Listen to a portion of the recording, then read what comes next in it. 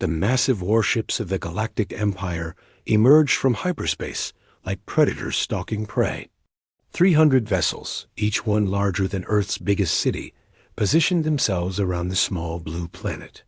Their hulls gleamed with the metallic sheen that had struck fear into 1,000 worlds before this one. Commander. Vex stood on the bridge of the flagship, his 4 arms clasped behind his back. His species, the Crawl, had built this empire over 5 centuries. Every species they encountered either surrendered or faced extinction. There was no third option. Open communication channels to the primitive world, Vex commanded, his voice carrying the authority of countless victories. The blue planet below looked fragile, almost delicate. Its inhabitants had only achieved faster-than-light communication recently. They called themselves humans, bipedal creatures with only 2 arms and soft, vulnerable skin. The Empire's scouts had reported them as barely spacefaring, with only a few colonies on nearby planets. Channel open. Commander, reported his communications officer. Vex straightened to his full 3-meter height. Inhabitants of Earth, I am Commander Vex of the Galactic Empire. You have 1 rotation of your planet to surrender unconditionally. Resistance will result in the complete destruction of your species. You will become servants of the Empire, or you will become extinct. This is not a negotiation. The bridge fell silent, waiting for the inevitable response. Some species begged. Others tried to negotiate. The proud ones usually threatened back, not understanding the futility of their position. But what came through the speakers was something none of them expected. Laughter. Deep, genuine, uncontrolled human laughter filled the bridge. Not from one voice, but from many. The transmission showed a room full of humans in military uniforms, all laughing as if they'd heard the universe's greatest joke. Vex's orange eyes narrowed. What is the meaning of this? The laughter slowly died down, and a human stepped forward. He wore a simple blue uniform with 4 stars on his shoulders. His graying hair and weathered face suggested experience, but his eyes held something Vex couldn't identify. Sorry about that, the human said, wiping tears from his eyes. I'm Captain Roberts, Earth Defense Force. We needed that laugh. It's been a stressful week preparing for your arrival. You ... Knew we were coming? Vex asked, his confidence wavering slightly. Oh yes, Roberts smiled. We've been watching you for about 50 years now. Ever since you conquered the Bettons. Poor guys never saw it coming. But here's the thing. Commander Vex, we did. The tactical officer whispered urgently to Vex. Commander, their planetary energy readings are spiking. Something's happening on the surface. Roberts continued. You see, we humans have this saying, know your enemy. We've studied every battle you've fought, every tactic you've used, every weakness in your technology. Impossible, Vex snarled. You don't have the technology to spy on you? Roberts interrupted. No, you're right. We didn't, but the Bettons did, before you destroyed them. Amazing what you can find in wreckage if you know where to look. They sent out data probes before the end, hoping someone would avenge them. Around Earth, previously hidden satellites began to power up. The moon's surface started to crack in strategic locations, revealing metal underneath. Mars colonies sent a simple message. Ready, Commander? The tactical officer shouted. The magnetic field around the planet. It's not natural. It's been artificially enhanced. Vex felt something he hadn't experienced in centuries. Uncertainty. All ships raise shields to maximum. Oh, that won't help, Roberts said casually. Your shields operate on a frequency that resonates perfectly with our planet's new magnetic field. We've had 20 years to tune it just right. The moment you try to fire those plasma weapons of yours, well, ... double quotes, he shrugged. Let's just say the feedback will be spectacular. The Empire's fleet, the terror of the galaxy, floated helplessly around Earth. Their greatest strength had become their weakness. And the humans had known it all along. Roberts leaned forward, his expression suddenly serious. "Now then, Commander Vex, let's discuss your surrender. And please, no sudden moves. We wouldn't want any accidents, would we?" For the first time in the Empire's history, it wasn't the invaded species who felt fear. The humans were still smiling. Asterisk, the Empire's shock commander. Vex's tactical display flickered with warnings he'd never seen before. The Empire's most advanced targeting systems, capable of tracking objects moving at near light speed, couldn't lock onto Earth's defense satellites. They moved in patterns that defied the computer's predictions. Chaotic, random, yet somehow perfectly coordinated. "Fire warning shots," Vex ordered, his voice maintaining its commanding tone despite his growing unease. "Show them the power of the Empire." The weapons officer hesitated.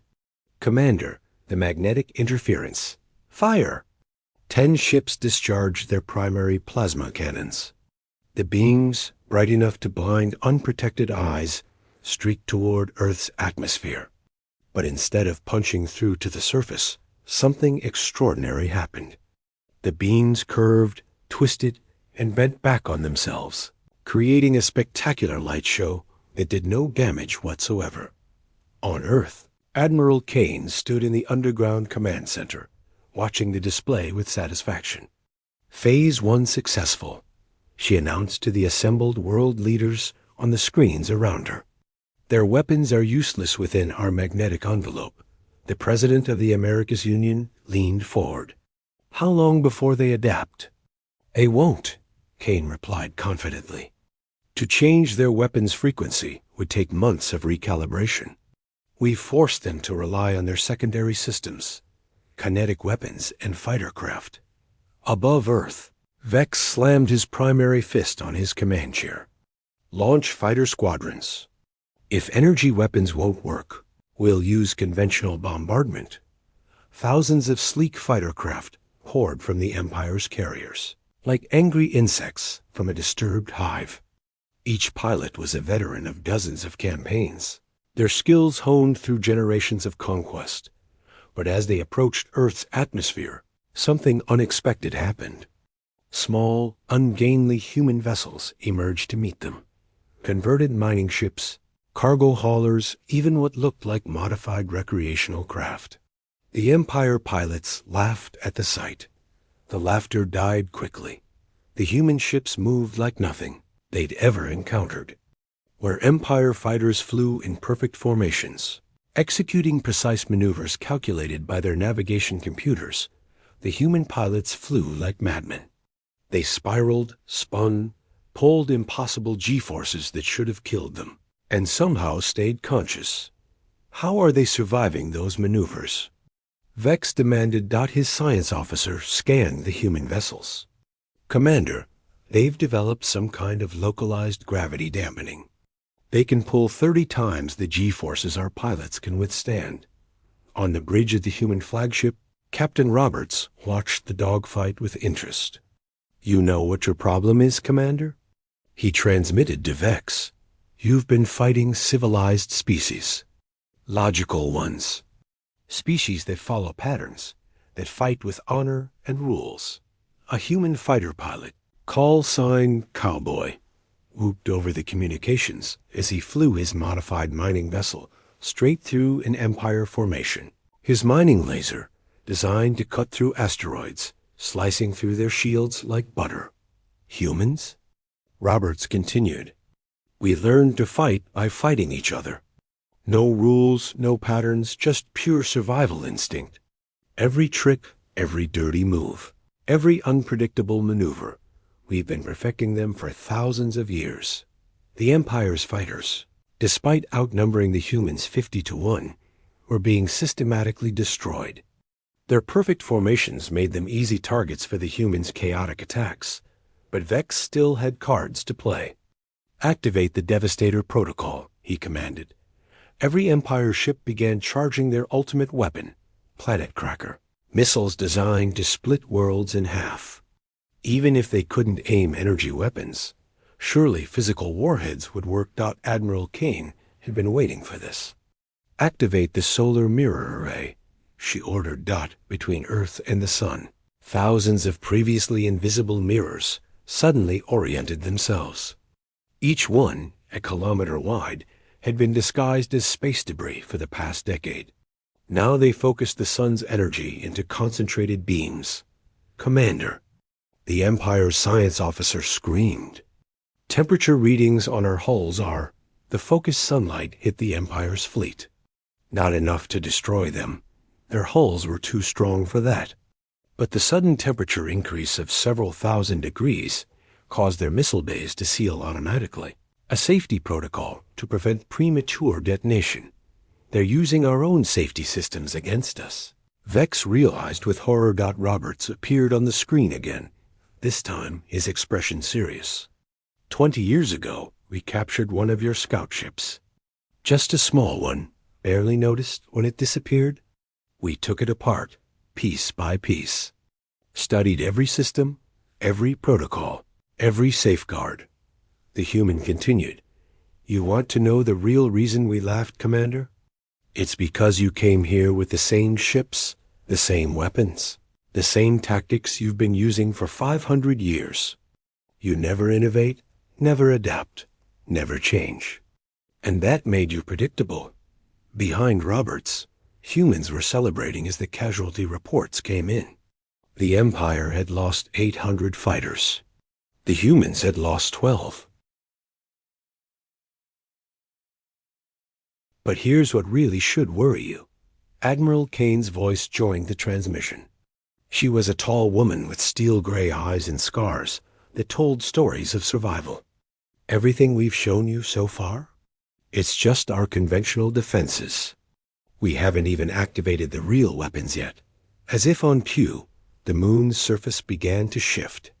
Massive doors, each one 5 kilometers wide, started to open.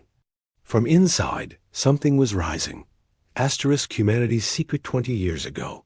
In an abandoned warehouse in Nevada, a small team of scientists stood around the wreckage of something that would change humanity forever. The Empire scout ship had crashed after a malfunction in Earth's magnetosphere, a lucky accident that delivered advanced technology right into human hands. Dr. James Miller, lead physicist for the project, remembered that day clearly as he now stood in the moon's command center, watching the massive gravity wave cannons rise from their hidden silos. "Back then, we were terrified," Miller explained to his younger colleague, Dr. Lisa Park. "We knew they'd come eventually. The question was whether we'd be ready."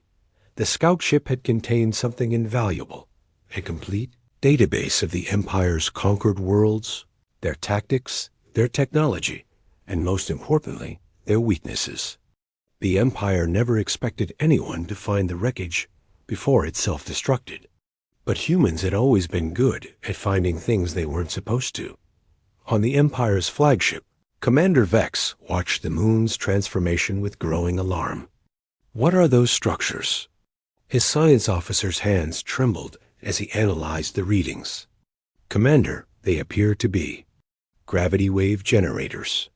But the scale is impossible. No species has ever built them this large." Captain Roberts's face appeared on the main screen again, but this time he wasn't alone. Leaders from every nation stood behind him, a united Earth. "You want to know our secret, Commander?" Roberts asked. "It's simple. We're insane by galactic standards. While other species take centuries to make decisions, we did something unthinkable. We united our entire planet in less than 5 years. 7 billion humans, hundreds of countries, thousands of languages and cultures, all working toward one goal." The president of the African Federation stepped forward. "Your scouts reported us as divided, constantly fighting among ourselves. They weren't wrong, but they missed something crucial. Humans unite when facing a common threat. It's our greatest strength." Vex's mind raced. "You couldn't have built all this in 20 years. The resources alone would be impossible for a normal species," Admiral Kane interrupted. "But humans don't sleep much when survival is at stake. 20-hour workdays, 3 shifts running constantly. Every factory on Earth repurposed for defense production.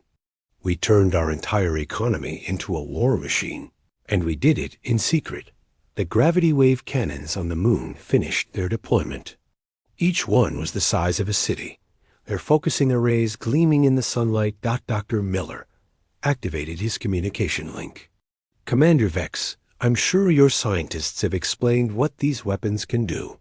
One shot can destabilize a ship's molecular structure. We built 20 of them. But the real revelation was yet to come. Commander, Roberts said, his voice becoming serious. There's something else you should know. Your Empire's great weakness isn't your technology or tactics. It's your thinking.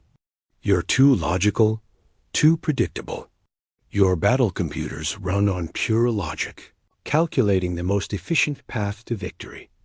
On Earth, in a bunker beneath New York, a teenager named Alex sat at a gaming console that had been modified and connected to Earth's defense grid.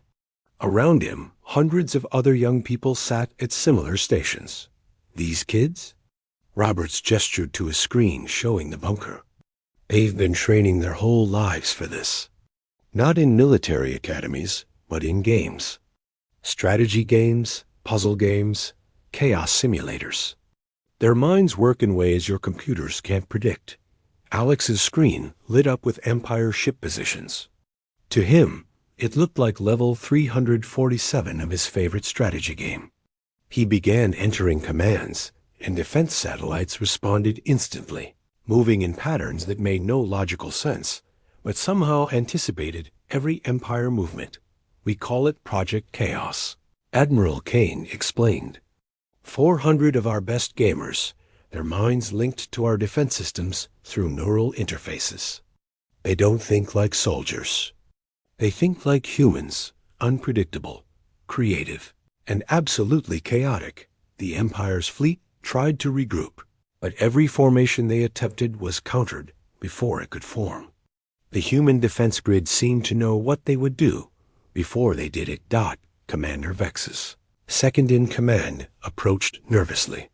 Sir, perhaps we should request reinforcements from... No. Vex roared. Then quieter. Not yet. But Captain Roberts had heard. Oh, you're thinking about calling for help? Please, go ahead. In fact, ... double quotes Roberts nodded to someone off screen.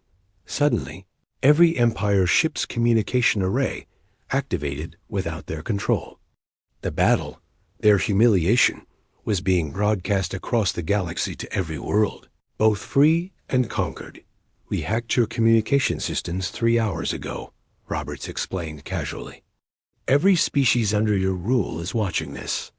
They're seeing the invincible Empire being defeated by a species you classified as primitive. On 100 worlds, oppressed beings watched the impossible unfold.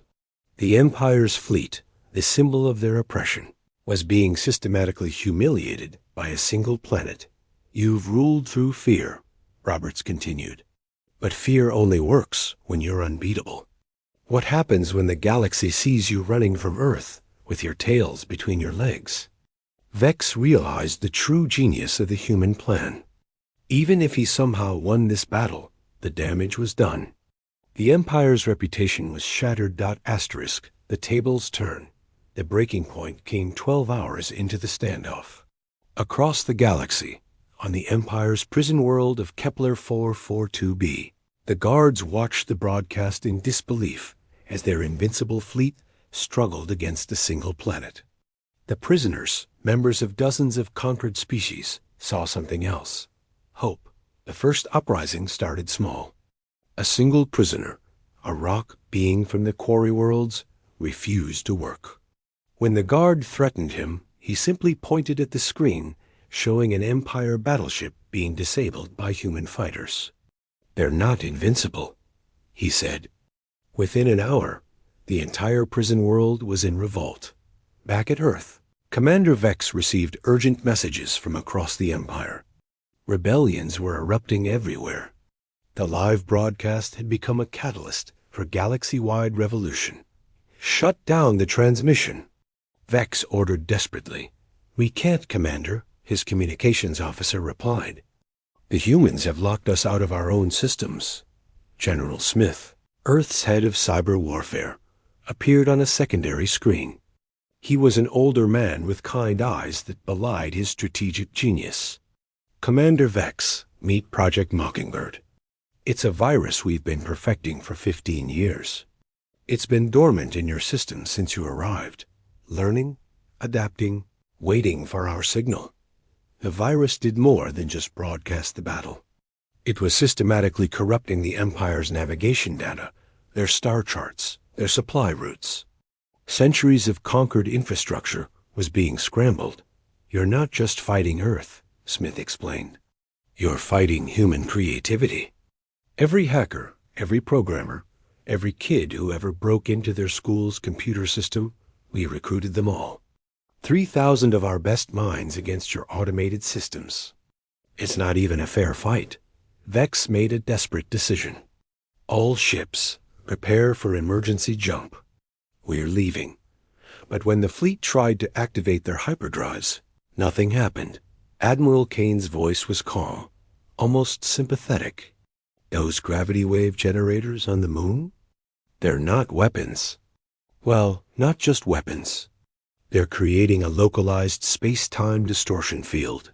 Your jump drives won't work within 5 light hours of Earth." The Empire fleet was trapped. On the command ship, Vex's officers were beginning to panic. Reports flooded in from across the galaxy. The slave factories on Proxima were in revolt. The mining operations in the Vega system had stopped. The agricultural worlds were declaring independence. 500 years of conquest, Vex muttered. Undone by one primitive world. "Not primitive," Roberts corrected. "Just different. You made the mistake of judging intelligence by technology alone. But humans survived ice ages with stone tools, crossed oceans on wooden rafts, and reached our moon with computers less powerful than what our children play games on. We're not primitive. We're adaptable." The human fleet, which had been holding back, now revealed itself. From behind Mars, from within the asteroid belt, from Jupiter's moons, hundreds of ships emerged. They weren't sleek or beautiful like the Empire's vessels. They were converted cargo ships, mining vessels, and colony transports, ugly and functional. But each one bristled with improvised weapons. "You have a choice, Commander," Roberts offered. "Surrender, and we'll let you leave with your lives. Continue fighting, and well... He gestured to the moon's gravity cannons, now fully charged and aimed at the Empire fleet. Vex looked at his tactical display. 1/3 of his fighters were destroyed. His capital ships were helpless, their weapons useless and engines trapped. Across the galaxy, the Empire was crumbling. "If we surrender," Vex asked slowly, "what are your terms?" "Simple," Roberts replied. "Leave Earth and its colonies alone. Forever. Release all conquered species who wish for freedom. And spread the word. Humanity is off limits. That's it?" Vex was suspicious. "No tribute? No technology transfers? No slaves?" General Smith laughed. "Commander, we already have your technology. We've been studying it for 20 years. As for slaves?" His expression hardened. "Humans have a long, ugly history with slavery. We've learned that freedom isn't just a word. It's a necessity for growth." The bridge of Vex's ship fell silent. His officers looked to him, waiting. In 5 centuries, the Empire had never surrendered. But they'd also never faced complete annihilation. "You said we could leave with our lives," Vex said finally. "How do we know you'll keep your word?" Robert stood up, and for the first time, Vex saw him clearly. The human was smaller than any crawl warrior, softer, seemingly fragile. But his eyes held something Vex now recognized, the absolute certainty of a predator who had already won. "Because, Commander, humans have a saying, 'The enemy of my enemy is my friend.' The galaxy is big, and there are worse things than your empire out there. Things we've detected at the edge of known space. Things that will require all of us, human, crawl, and every other species, to face together. So we're not destroying you, Admiral Kane added. We're recruiting you. The question is whether you'll join us as equals or be replaced by those who will. Vex's tactical officer whispered, Commander, we're receiving priority signals from the home fleet. The capital world is in chaos. They're ordering all ships to return immediately. The Empire was calling its forces home, abandoning expansion to deal with internal collapse. The revelation that they could be defeated had shattered their entire foundation. We accept your terms, Vex said, the words tasting bitter. We surrender. Asterisk the last laugh 6 months later, the galactic landscape had transformed beyond recognition. The once mighty galactic empire had fragmented into dozens of independent systems. Some species chose to maintain alliances with the Crawl, while others went their separate ways. But at the center of it all, Earth had become something unexpected, a neutral meeting ground for diplomatic negotiations. Commander Vex, now Ambassador Vex, stood in the United Nations building in New York. The irony wasn't lost on him. The very building where humans had laughed at his demands now hosted the Galactic Peace Accords. Captain Roberts approached him, offering a cup of coffee, a human beverage Vex had surprisingly grown fond of. How are the negotiations going with the Centauri delegation? Better than expected, Vex admitted. Your mediators have a gift for finding common ground. Though I still don't understand how you can argue for 3 hours about semicolon placement in a treaty, Roberts chuckled. Welcome to human bureaucracy. We've turned overthinking into an art form. They stood in comfortable silence, watching the sunset through the large windows. Other species had begun arriving on Earth for various reasons: trade, cultural exchange, or simply curiosity about the species that had done the impossible. I need to know something, Vex said finally. That day, when we first arrived, why did you really laugh? Was it confidence? Arrogance? Roberts set down his coffee.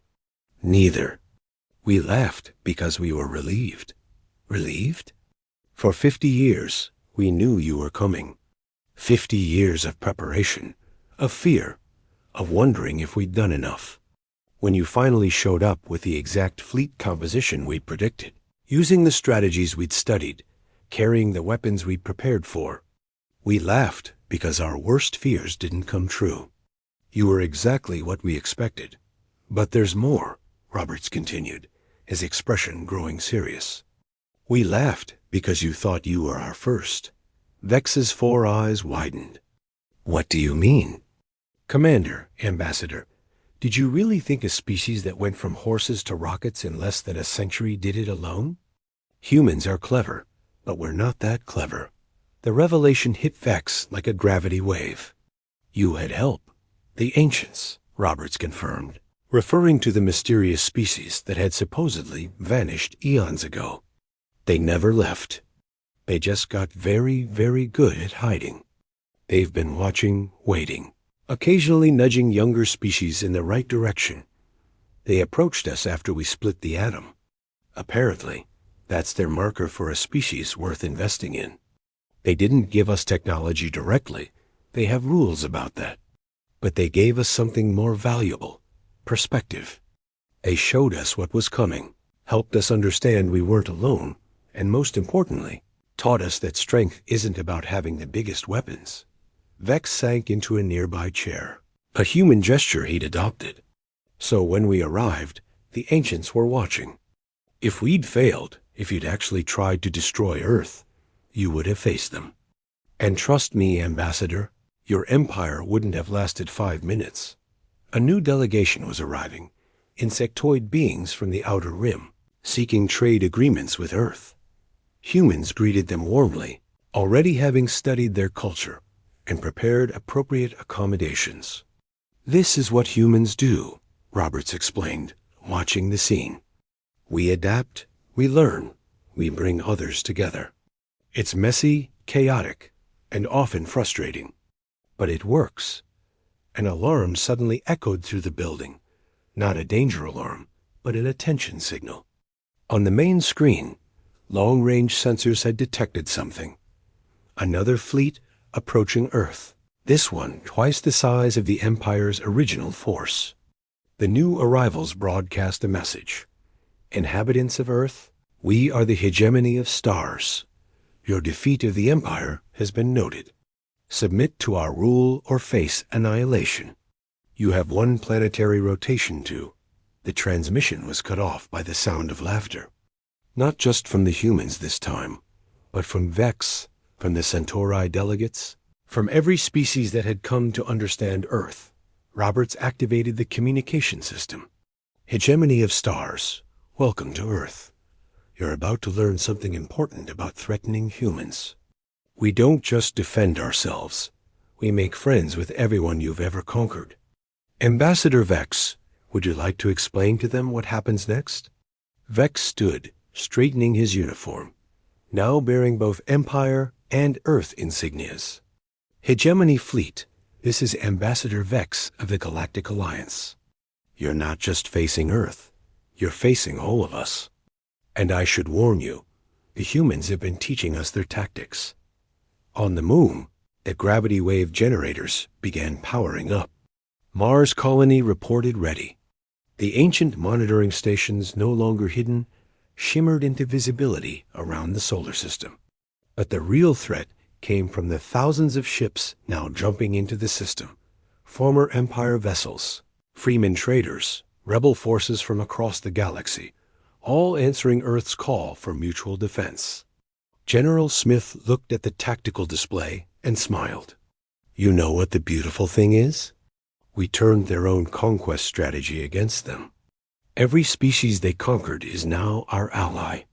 They built our alliance for us. The Hegemony Fleet, faced with an armada 10 times their size and technology they couldn't comprehend, did the only sensible thing. They ran. As the threat retreated, Roberts raised his coffee cup in a toast. To Earth, the little planet that could. And to the galaxy learning our most important lesson. Which is? Vex asked. Never interrupt humans when they're laughing. It means we've already won. Admiral Kane added the final thought. We don't conquer worlds. We collect friends. And our friends? She gestured to the diverse assembly of species in the room. They're the ones nobody should mess with. Outside, the stars twinkled peacefully. Earth, once thought to be alone and primitive, had become the galaxy's unlikely protector. Not through force or fear, but through the most human trait of all, the ability to find humor in the face of danger, and friends in the most unexpected places. And somewhere in the deep void, other aggressive empires detected Earth's signal and made careful notes. Do not attack the laughing planet. They have friends. The humans were still laughing. And now, so was everyone else. The end. Asterisk.